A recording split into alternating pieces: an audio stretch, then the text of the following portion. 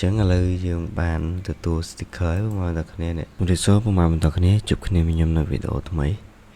ថ្ងៃនេះខ្ញុំមានវីដេអូមួយមកបង្ហាញប្រមាណដល់គ្នាអំពីរបៀបនៃការបង្កើត sticker ដែលគេកំពុងតែ viral trading នៅក្នុងបណ្ដាញសង្គមប្រមាណដល់គ្នា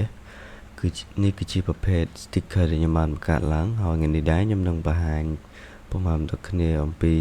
របៀបបង្កើតដោយអត់មានអីប្រវត្តិទេយើងគ្រាន់តែយក prompt ដែលគេបានធ្វើហើយយកមកធ្វើការ copy ហើយយកមកដាក់មកគឺយើងកើតបានហើយប្រមាណដល់គ្នាអញ្ចឹងកុំឲ្យខាត់ពេលវេលាយូរខ្ញុំបង្ហាញប្រមាណដល់គ្នាតែម្ដងដំបូងប្រមាណដល់គ្នាចូលមកកាន់ chat GPT មកយើងមាន account chat GPT ហើយយើងចូលមកកាន់ chat GPT បន្តមកទៀតយើងចូលទៅរករូបភាពរបស់យើងហើយយើង copy មកឬក៏អាចយើងចុចកន្លែងនេះក៏បានដែរនេះមាន add photo and file ចឹងតែខ្ញុំ copy ហើយបន្តមកទៀតយើងចូលមកយក from ចឹងនៅក្នុង description របស់ខ្ញុំគឺមានហើយប្រហែលដល់គ្នាឬក៏អាចនៅក្នុង Telegram channel របស់ខ្ញុំប្រហែលដល់គ្នាអាច join ទៅដើម្បីយក from នឹងយកមកប្រើបានចឹងយើងចុចមកហើយទៀតយើង click select ទាំងអស់មកហើយយើង copy វាយើងផាសនៅក្រោមហ្នឹងមកនេះមានន័យថាយើង use single photo of this girl មានន័យថានេះគឺព្រមនេះគឺស្រីយើងដាក់ man មកក៏បានដែរឬក៏យើងបាច់កែក៏បានដែរប្រហែលដល់គ្នាចឹងគឺបង្កើត9 face sticker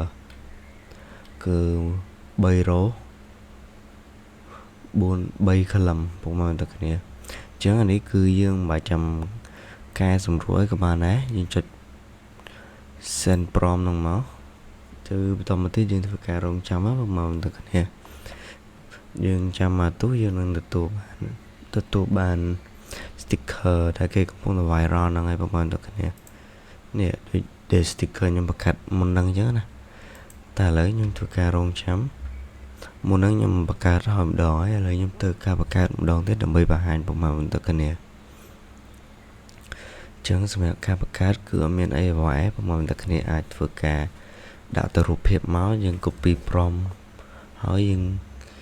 នឹងទទួលបានរូបភាព sticker ហ្នឹងហើយប្រមាណដល់គ្នាចឹងឥឡូវយើងធ្វើការរងចាំតិចខ្ញុំនឹងធ្វើការដាក់ prompt ហ្នឹងនៅក្នុង channel Telegram របស់ខ្ញុំប្រហែលដល់គ្នាចឹងឥឡូវយើងធ្វើការរងចាំ one last fix ចឹងសម្រាប់វីដេអូនៃការបង្ហាញគឺខ្ញុំនឹងបង្ហាញលម្អិតប្រមាណដល់គ្នាអំពីរបៀបបង្កើតអីចឹងណាចឹងឥឡូវយើងបានទទួល sticker មកដល់គ្នានេះគឺ sticker ដែលយើងដាក់ prompt បង្កើតមុនហ្នឹងចឹងគឺស្រស់ស្អាតមែនតើមកដល់គ្នាគឺតាម trading ចឹងប្រហែលដល់គ្នាអាចតន់ trading ដែលគេកំពុងទៅល្បីឯងប្រហែលដល់គ្នាចឹងវីដេអូនៃការបង្ហាញគឺមានតែប៉ុណ្្នឹងទេបើសិនជាមានចន្លោះខុសខាតក៏សូមមេត្តាខន្តីបេទោសផងដែរជួបគ្នាខ្ញុំនៅវីដេអូក្រោយទៀតប្រហែលដល់គ្នា